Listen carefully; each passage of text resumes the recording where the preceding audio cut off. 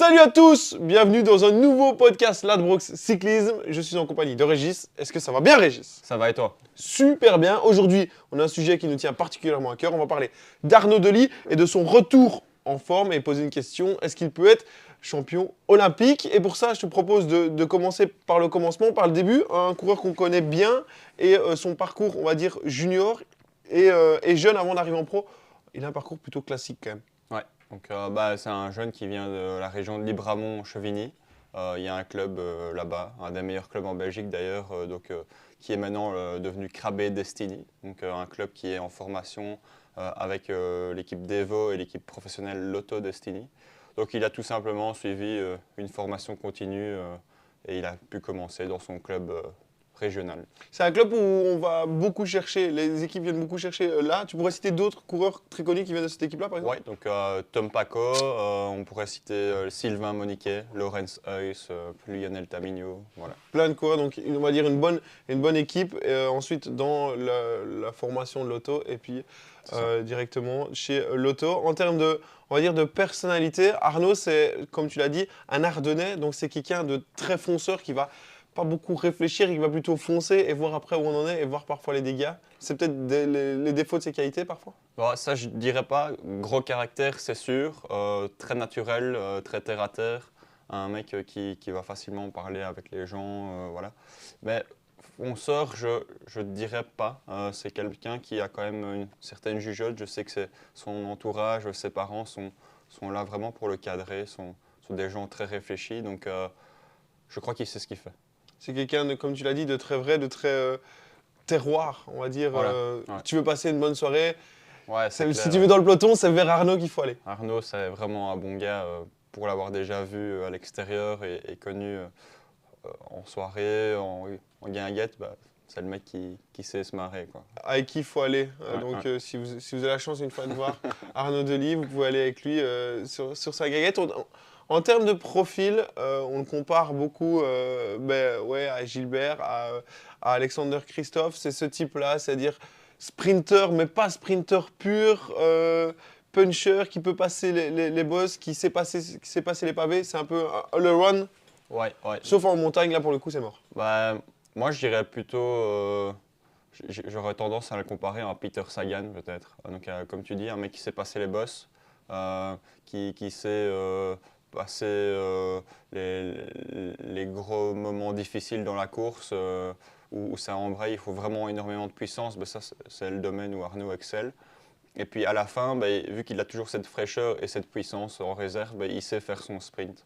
On ne doit pas mettre Arnaud dans la case sprinter. Je pense qu'il faut éviter ça. Il est bien plus qu'un sprinter. Comparé à Sagan, il est plus rapide quand même que Sagan. Lui, peut-être plus rapide que Sagan ou... Sagan était plus quelqu'un d'explosif. Arnaud est quelqu'un de puissant. Il a besoin de lancer son sprint de très loin.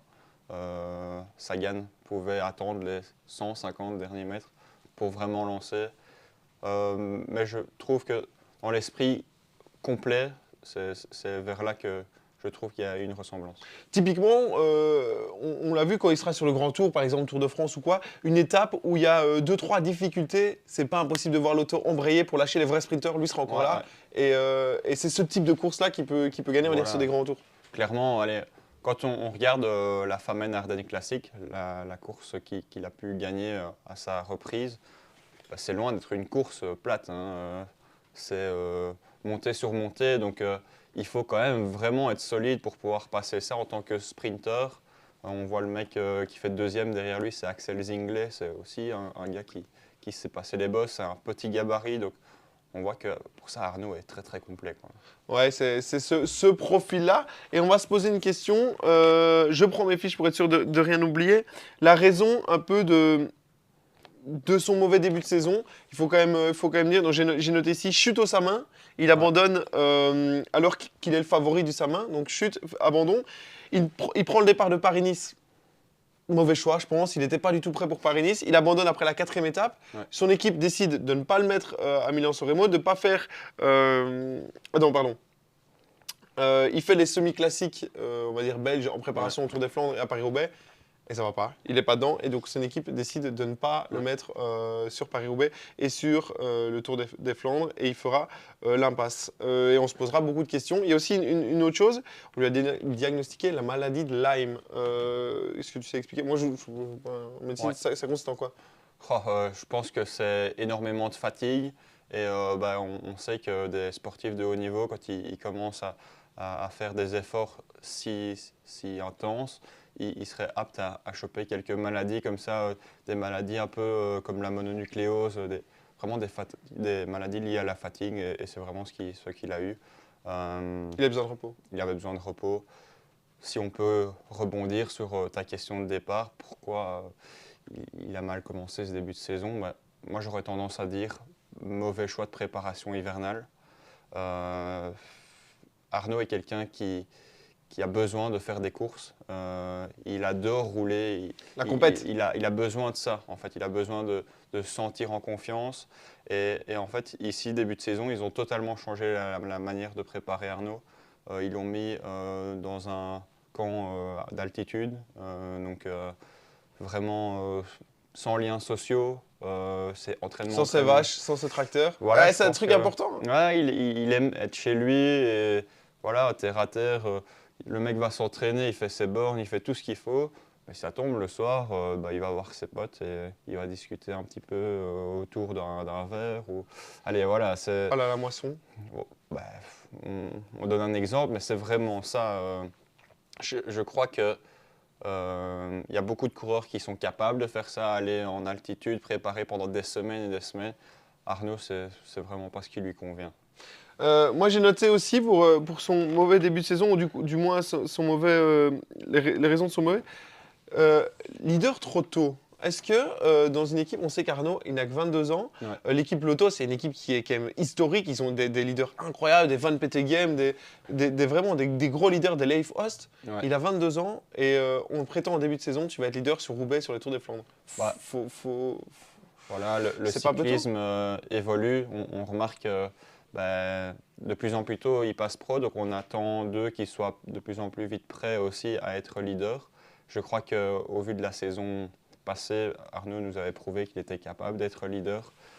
Oui, mais sur des aussi grosses courses, il a montré qu'il pouvait gagner des courses. Moi, je pense. Moi, Ouais. je pense qu'il aurait pu l'être et tout aurait pu bien se passer si la préparation avait été différente. Et en effet, s'il n'avait pas eu cette maladie-là. Et la chute. Et la chute, en effet, je crois comme on a déjà pu dire, un coureur en forme ne tombe pas, un coureur en forme ne crève pas. C'est un Bon peu ami, ça. voilà. Mais là où je voulais revenir, c'est qu'il a eu la confirmation et je trouve que est-ce que Lotto n'a pas trop utilisé Arnaud dans le sens où il fallait qu'il se sauve niveau points Ouais. et la personne qui lui rapportait des points, c'était Arnaud et finalement ils l'ont mis un peu tout côté. Il a gagné, il a pris des points. Est-ce qu'il n'y a pas un peu de fatigue aussi? L'année de la confirmation, des fois plus dure que l'année de l'explosion. Il n'y a pas de ça? Ouais, c'est clair. Après, ils l'ont mis un peu partout, mais lui, ça lui convient de faire des courses. Donc au final, je ne sais pas vraiment si c'est négatif. Il a eu en plus la saison hivernale pour avoir un peu de repos et repartir de plus belle. Donc non, je pense qu'il était prêt mentalement et physiquement pour repartir de plus belle justement. Et ça n'a pas marché. J'ai l'impression que dans ce que tu dis, tu es sûr et certain d'une chose. Arnaud a les épaules et la tête pour être un grand leader. Ouais, clairement, clairement. Il y a pas de, il sait qu'il y en a qui ont toujours des problèmes. Lui, il n'y aura jamais de problème avec ça. Non, parce que rien que mentalement, c'est un mec qui, allez, il est tellement, c'est tellement un esprit de leader. Il va toujours essayer de rassembler, mais tout en imposant un peu son statut. C'est quelqu'un Un qui a capitaine, les quoi. épaules pour être leader d'une équipe, d'une grande équipe. Ouais. Deuxième point qu'on lui reproche beaucoup, peut-être dû à son jeune âge aussi, c'est des problèmes de placement, notamment dans les sprints. Il n'arrive pas à suivre son train, il n'arrive pas à être bien mis. Et après, quand il doit faire une sorte de double sprint, le premier sprint pour bien se remettre Ouais. et le deuxième pour gagner, alors que quand il est bien placé, il met des fois des temps et des écarts. C'est dû à quoi ce problème de Il ne placement? faut pas oublier, comme on disait dans son profil, Arnaud n'est pas un pur sprinter. Donc, c'est-à-dire, chez les jeunes, ça n'a jamais été le mec qui n'a fait que ça. Si on devait le comparer à un Dylan Groenewegen, Tim Merlier, eux, ce sont des purs sprinters.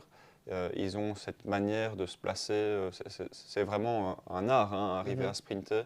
ben, Arnaud, ok, il va vite, il est sans doute peut-être plus puissant que les autres, mais un sprint, ça joue souvent sur le placement et c'est ce qu'il va devoir travailler petit à petit.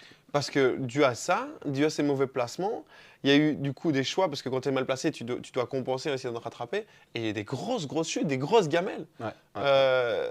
C'est quoi, ça se corrige? Bah, Il doit faire plus il est encore jeune. attention. Je pense que c'est dû aussi à l'âge. Quand on est jeune comme ça, on réfléchit 22 pas ans. trop. Exactement.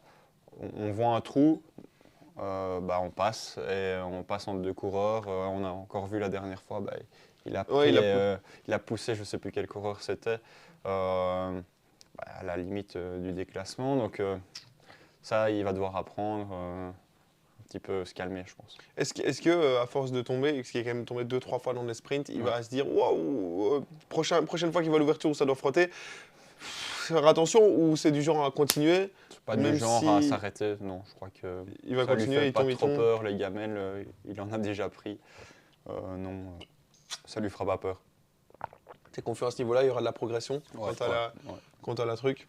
La dernière chose que j'avais notée, bon, le manque d'expérience, on en a parlé. La surmédiatisation, un Belge, jeune, leader dans une équipe belge, Ouais. ce que Kian a fouillé, à juste titre. Est-ce que ça pose problème? C'est toujours compliqué en Belgique. Les Français ont exactement le même problème. Hein. Ouais, on a tendance à leur demander beaucoup. On n'est jamais vraiment content de ce qu'on a en fait. Je trouve qu'on devrait renforcer positivement des mecs comme Arnaud. Enfin, on a tellement de potentiel, on a tellement de coureurs qui peuvent performer à très très haut niveau. On l'a encore vu dernièrement avec Thibaut Nys par exemple, un jeune de la même tranche d'âge. Ben, laissons-leur plus le jeune. temps. Bah, il a un an ou deux en moins. Ouais, c'est ça. Donc voilà, il faut leur laisser le temps de grandir, de mûrir aussi. Je pense que vers 24-25 ans, il est tout à fait temps de performer à très haut niveau. Donc voilà, il n'y a pas de souci à se faire à ce niveau-là, je pense. Fin de la mauvaise période. Retour, j'ai noté. Mon retour, il revient. Il gagne directement. La loto, on prend les fiches, évidemment. La loto Famen Ardennes classique, tu l'as dit, chez lui, son sponsor, il connaît, il était chez lui. Ouais. Et la course d'après qui est très intéressante, c'est le Trobroléon. Trobroléon, on peut faire une comparaison, c'est un peu comme les Strade Bianche parce qu'ils utilisent des chemins de vigne un peu moins pentus. Mais gagner le Trobroléon, ça montre déjà qu'il sait faire plus que juste sprinter. Et c'est une course difficile qui va gagner. Donc le Trobroléon, c'est pas là du tout la course que tu gagnes si t'es pas en forme. Tu es obligé d'être bien pour gagner le Trobroléon. Franchement, il l'a dit d'ailleurs dans une interview, ça fait longtemps qu'il n'avait plus senti de telles sensations sur le vélo. Il s'est fait clairement plaisir. Allez, on revient là-dessus, mais Arnaud n'est pas qu'un sprinter. On le voit sur le Trobroléon. Il ne faut pas oublier qu'il vient aussi du VTT. Quand il était jeune, il a gagné je ne sais pas combien de fois le Roc d'Azur. Je me demande si ce n'est pas 6 ou 7 fois. Donc techniquement, il sait piloter, il sait le faire. Et alors, il a toujours cette réserve de puissance. Donc sur des courses comme ça, il sera toujours très très très fort. Ouais. Plus c'est difficile, mieux c'est pour lui. Ouais, je pense que ça va éliminer les mecs qui sont rapides et il ne restera plus que lui à la fin pour encore faire son sprint. Quoi. Donc cette victoire au Trobroléon montre que ça y est, Arnaud est de retour à 100%. Hein, allez, si je peux revenir tout simplement sur ces derniers résultats. Premier à la Famen Ardennes Classique, troisième au Grand Prix du Morbihan, Trobroléon il gagne, Circuit de Wallonie il gagne, le Port Épique Anvers il fait quatrième. Et le Tour du Limbourg, il fait troisième. Où il est un peu poussé. Toutes les courses qu'il fait, il est dans le top 5, enfin, top 4. Donc je pense qu'on ne peut pas espérer mieux quand on revient, en tout cas. Ouais, donc ça, c'est fini. La partie début de saison, on l'oublie. OK, il y avait des objectifs. Voilà. Il a encore le temps aussi de se préparer à ces courses-là, aux Flandres, à Roubaix et au reste. Ouais, exactement. S'ils continuent dans cette même optique, hein, je pense qu'ils ont changé leur manière d'entraînement avec Arnaud. S'il continue dans cette lancée-là, je crois que l'année prochaine, il sera prêt en effet pour les gros objectifs de début de saison. Ouais. On lui a proposé quelque chose, on va dire, on lui a dit essayez en stage, on a vu que ça ne marchait pas. Est-ce que Arnaud peut dire bon maintenant les gars, c'est bien marrant, je connais mon corps, je sais comment ça marche, je sais comment je fonctionne, faites-moi faire ça. Je crois que c'est ça qui a été dit en interne. Oui. En effet, il y a peut-être eu un changement d'entraîneur ou que sais-je.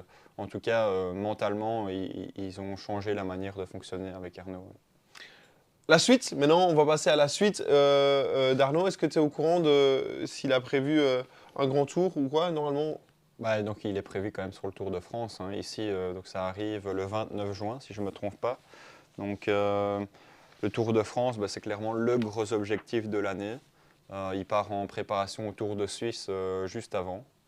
Donc il aura une semaine vraiment pour être top préparé pour commencer le Tour et là pouvoir performer, hein. Avec un statut aussi de leader. De leader. Allez, leader, on va dire carte blanche, hein, c'est son premier tour. Il ne faut pas laisser non plus le garçon avec trop de pression.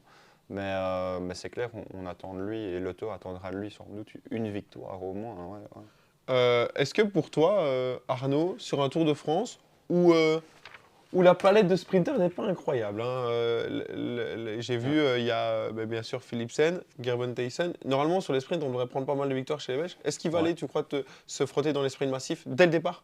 Où il se dit, vraiment, les plats, 100% plats, Philipsen a gagné, et moi, je me concentre sur d'autres. Ça pourrait être une manière de voir les choses. Maintenant, je ne suis pas dans sa tête. Je crois que Non, non, mais là, elle fait des hypothèses, de toute façon. Arnaud, c'est un gagnant. Et je crois que quand il aura l'opportunité de pouvoir gagner, il ira se frotter au sprint, ouais. Tu penses Ouais, que directement... Je pense, ouais.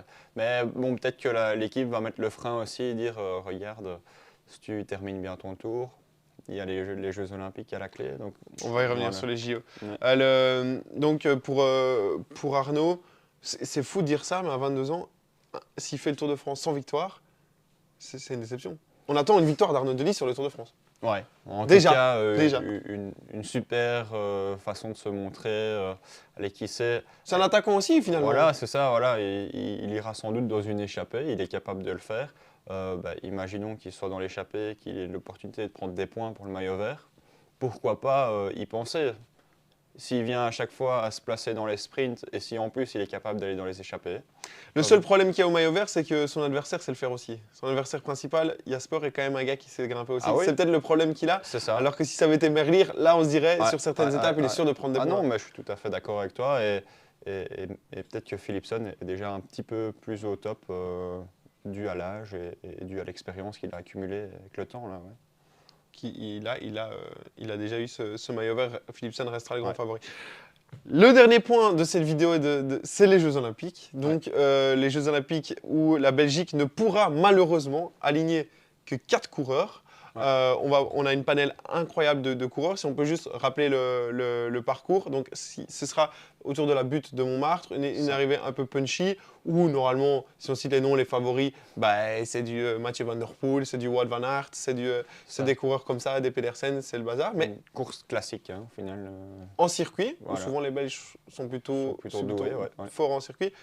Pourquoi? Parce qu'on a l'habitude depuis jeune de courir en kermesse. C'est ça, voilà, on tourne dans des courses de kermesse, comme tu dis, 6-7 km, pas plus, et on adore faire ça. Est-ce que toi, en tant que coureur, proportion gardée, hein, tu peux aller au bout du Tour de France et quand même prétendre à être bien au JO? On a vu, ça parle beaucoup d'abandon et tout ça. Eh ben justement, c'est ça que je me posais comme question. Va-t-il à un moment se dire « Ok, je suis sûr de ma sélection » et va-t-il dire « Stop » On va en parler après de ça. Voilà. Ou bien, sans certitude d'avoir la sélection, il va jusqu'au bout du tour. Tout dépend un peu comment ça se passe aussi. Imaginons qu'il porte le maillot vert, ouais, il va sans doute aller au bout. S'il se dit j'ai déjà mes 2 premières victoires dans les 2 premières semaines, est-ce que ça vaut encore la peine de continuer? Je ne sais pas, je ne sais pas. Ça dépend de beaucoup de facteurs. Ouais. Il y a aussi la chose, je discutais au coin du bar avec quelqu'un qui me disait quelque chose de très intéressant, c'est qu'il me disait « Ok, si tu vas au bout du tour, ça peut faire mal aux jambes. La seule différence, c'est que lui, s'il fait gruppetto tous les jours, il y a beaucoup d'étapes où il peut se reposer, où il peut faire gruppetto, tandis que les autres qui vont se mettre des peignets comme Remco et tout ça, c'est beaucoup plus énergivore que d'aller juste tourner les jambes sur des étapes qui parfois sont courtes. Tu fais gruppetto, tu es emmené par tes équipiers. En vrai, tu lui as fait quand même cette sortie si tu t'entraînes. Donc c'est pas la même demande d'énergie que les leaders. Ouais, Alors clair, sur une course, oui, mais pas toutes. On a un exemple parfait, c'est Wout Van Aert au dernier JO. Il a fait un Tour de France extraordinaire. Je pense qu'il était au top de sa carrière à ce moment-là. Et puis, il y a encore ces 10-15 jours à tenir et à maintenir donc cette forme. Et c'est très très compliqué au niveau physiologique de pouvoir rester au top plus que là. Oui, donc à voir ce qu'il va faire Arnaud Dely. Ça va dépendre d'un élément, tu l'as dit, c'est la sélection. Donc que 4 coureurs, tu peux pas mettre 4 leaders parce que sinon il faut quand même aussi des porteurs d'eau. Je pense qu'il y en a un, voire deux qui sont quasiment sûrs d'y aller. Je ne sais pas si tu as vu, mais il y a eu un communiqué de presse comme quoi Sven Van Turnhout mettait Remco et Wout van Aert d'office. Bah, c'est ce que j'ai dit. Donc il y en Voilà. a deux qui sont sûrs et certains, Voilà. c'est Remco et Wout van Aert. Il Ouais. reste 2 places. Il y a des prétendants très intéressants. Si tu vas du côté équipier, on peut prendre un Benoît, on peut prendre des gars comme ça. Si tu vas du côté des leaders avec ce qu'ils ont montré, bah, il y a Thibaut Deys, mine de rien avec ce qu'il a montré. Il est Il y a capable, Mathieu, il y a Arnaud, il y a Van Gils.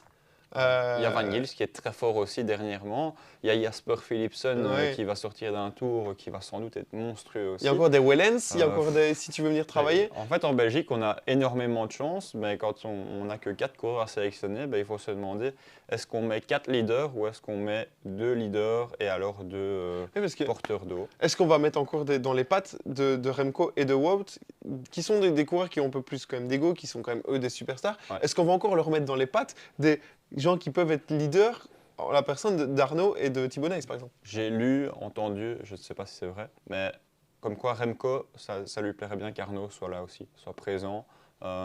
Arnaud, on a vu qu'il pouvait se mettre dans un rôle d'équipier. Oui, c'est ça sa grande force, c'est Voilà. que lui peut le faire. Voilà, donc pourquoi pas, ça pourrait être intéressant. Ouais. Moi, je pense que ce que tu dis est totalement vrai. Je pense que Arnaud Delis sera aux Jeux Olympiques parce qu'il a cette capacité de se mettre au diapason pour des autres personnes, pour des grands leaders, parce que, ok, il a gagné des courses, mais il n'a pas l'envergure d'un Wout van Aert, il n'a pas l'envergure d'un Remco Evenepoel, ça reste eux Pas les boss. encore, du moins. Ouais. Du coup, si à un moment Remco dit à Arnaud va rouler, il ira rouler. Ouais. Si Arnaud dit à Remco va rouler, il ira se faire voir. Donc, il y a beaucoup de chance, du moins. Donc c'est un peu la chance, et c'est pour ça que je pense qu'Arnaud y sera.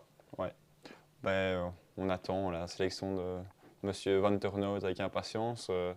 Moi, honnêtement, si je devais me mettre à sa place, je trouverais ça bien compliqué.